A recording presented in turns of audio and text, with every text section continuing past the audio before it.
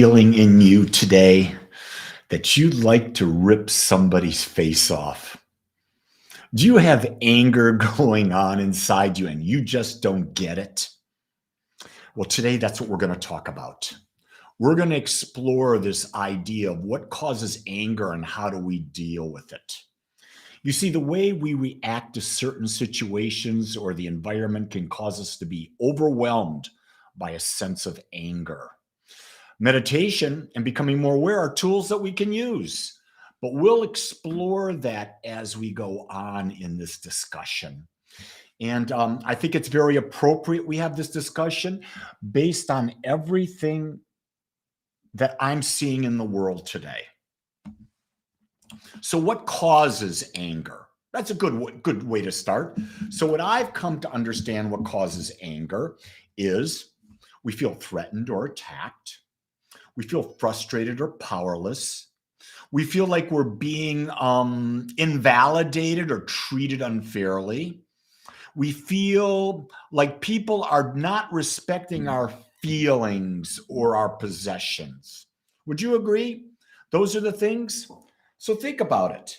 Think about what's going on in the world right now. What are you being bombarded with?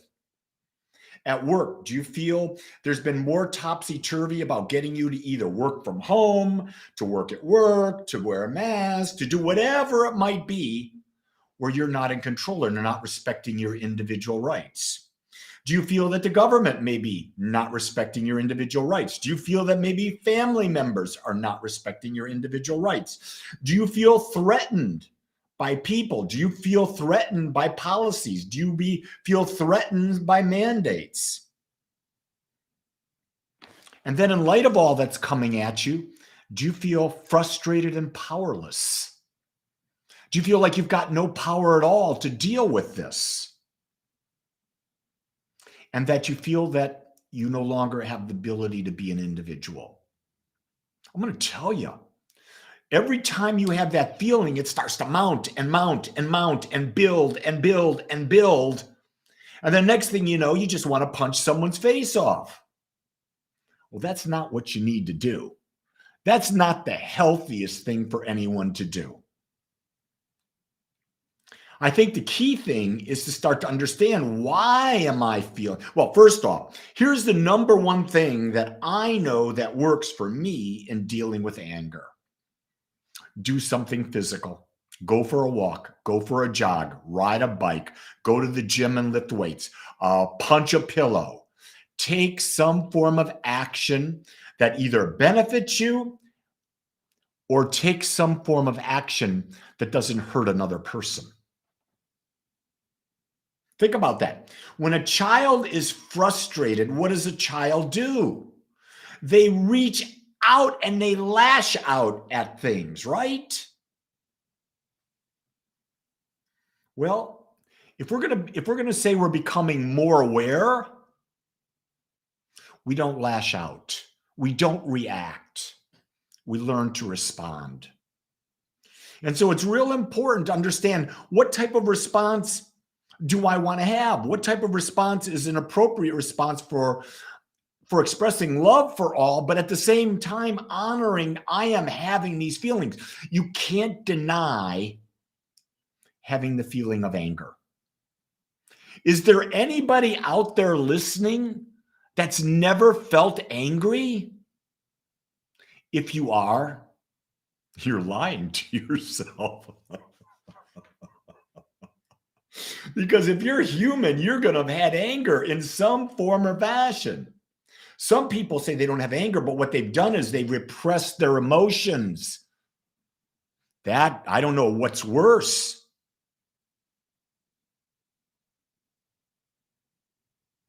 Jordan's there. Anyone ever hasn't felt anger, he's there. If there is, I'm pissed off. Jordan, are you comparing yourself to others? That could make you angry too, dude. Here's the things that I do that I really believe help in this situation. Number one, develop a meditation practice where you can calm that mind and come out of the crap. Develop a meditation practice, ideally 20 minutes twice a day.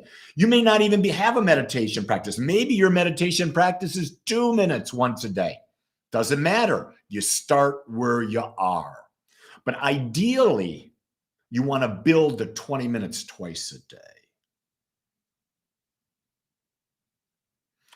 Nicole used rugby and mosh pits to get it out. Need to learn how to breathe. Ooh, big one. The magnificent teacher out there, Wim Hof Deep Breathing. Man, if you're angry and you just do some of Wim Hof's deep breathing, it's going to calm you down. It's going to make you more present.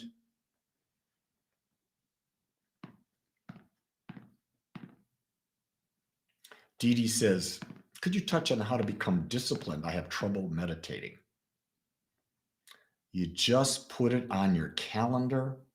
And Dee Dee, for you, because you have trouble with it, you set a timer for 2 minutes. 2 minutes. And you sit there and you're focusing on just the breath moving in and out of your nostril. That's it. Could be that you say an affirmation. You could say for 2 minutes, you close your eyes and you repeat to yourself, I am whole, perfect, and complete, just as I am. I'm whole, perfect, and complete, just as I am. And start with that. Don't try to compete with me. I've been doing this for years. Secondly, don't try to compete with anything. Anything.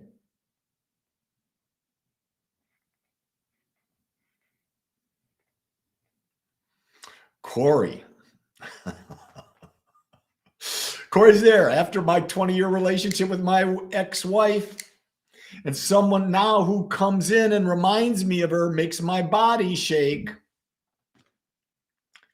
You know what that says to me, Corey? It says to me your ex-wife still owns you. If your body shakes just thinking about someone like her, yeah, there's work to do. And I'm going to give you the secret. This is the best thing I've got because I know it works. Make a list of all the things you dislike about your ex. All of them on a piece of paper. Take the time. Write them all down. Got to write them down. Don't just think them. Write them all down.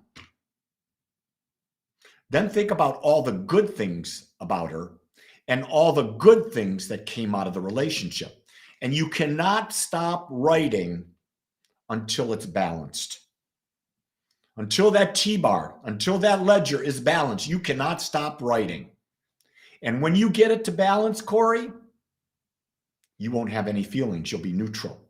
You will have done the work that's called forgiveness. You will have brought the situation into balance. And guess what? When you're in balance, there's no anger.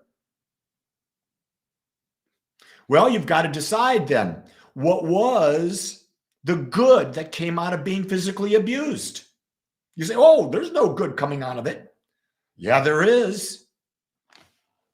Because if you allowed yourself to be physically abused, then your self-worth was in the tank. And by her physically abusing you, she woke you up to the idea that you deserve better. What a friggin' gift she gave you. Because maybe it took that physical abuse to waken you to the idea that you deserved better. Because here's the key thing. We will only allow someone to abuse us as much as we will abuse ourselves. Every relationship is a mirror to what we feel about ourselves.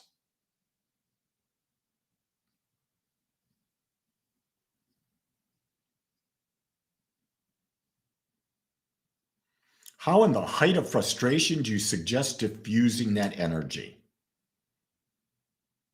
Before you do anything, when you're in that frustration state, that anger state, the first thing you got to do before you act is you pause. You just stop. You take a deep breath. You ask the question, what could be going on with me? McBride's out there. You're angry? Prune the yard. Your plants will be amazing next year. It works. Work in the garden. Get in touch with the earth. Frustration. When I was younger, I didn't know much about what I'm talking about now. But whenever I got mad, I'm going to tell you, I went and ran. I'd run my 3.5 miles.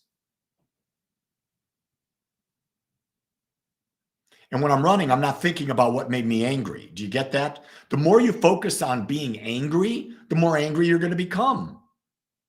The question you ask is this anger serving me? Is there a better way I can channel my energy that it will empower me and not disempower me and make me an animal? You know, you've got a brain, people. And when you've got a brain, that means you get the opportunity to choose to use it. And the way you use your brain, you ask better questions. The quality of the questions we ask ourselves determines the quality of the life we'll create. If you're asking the question, how can I rip this person's face off? It's not a good question. What is triggering me about this person that I need to work on that will bring me that?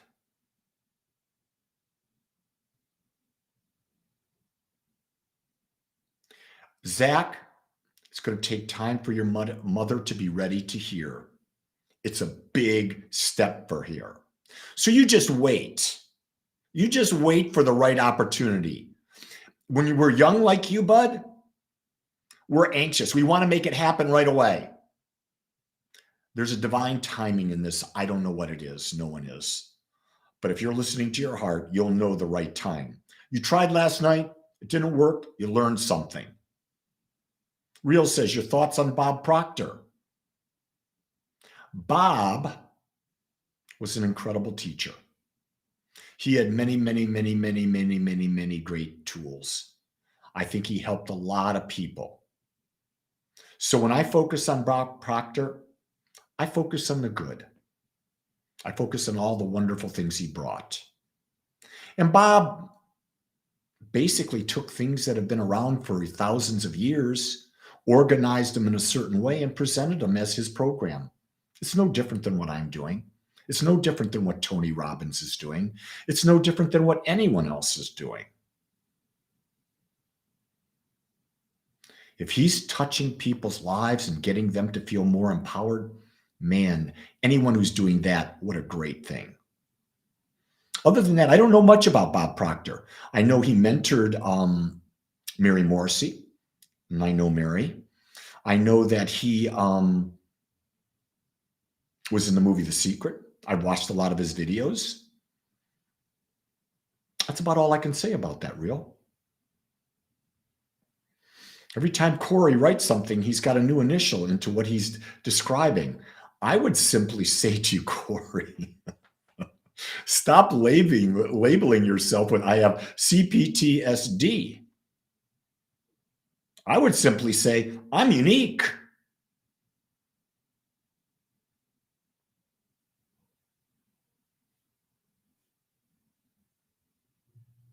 Winters of our lives are the times when we really get to look at ourselves and we get to examine everything. We get to determine, what do we want to take forward and what do we want to let go?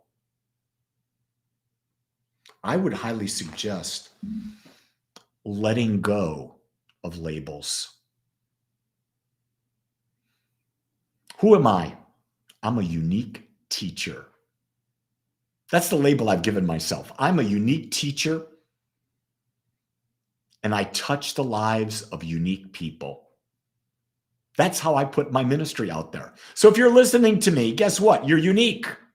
Because why else would you listen to me? Because I'm really not like a Bob Proctor. I'm very different in how I present than Bob Proctor. Real says, is your book a biography? No, I'm not going to write an autobiography about me. But did I use some of my life as examples in the book? You bet your bippy, because how can I tell you I've demonstrated using the powers that I'm discussing unless I give you examples of how it worked? But a majority, the examples are not a big part of the book. Get the book. You'll love the book. Best investment you'll make today.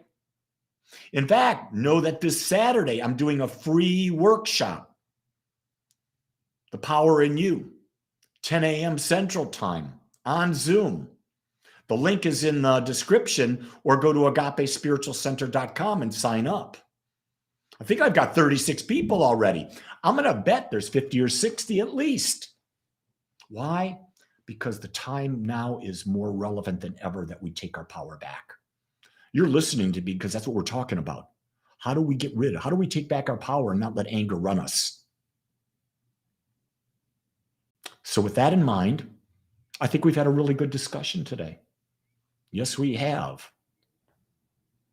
Again, you lost the first copy. Real. Someone else got it. You've done good in the world. Here's what I tell everyone out there. I should be telling everyone out there. Don't buy one copy of the book. Buy many copies of the book and give it to people. If you think the book has value, give it to people.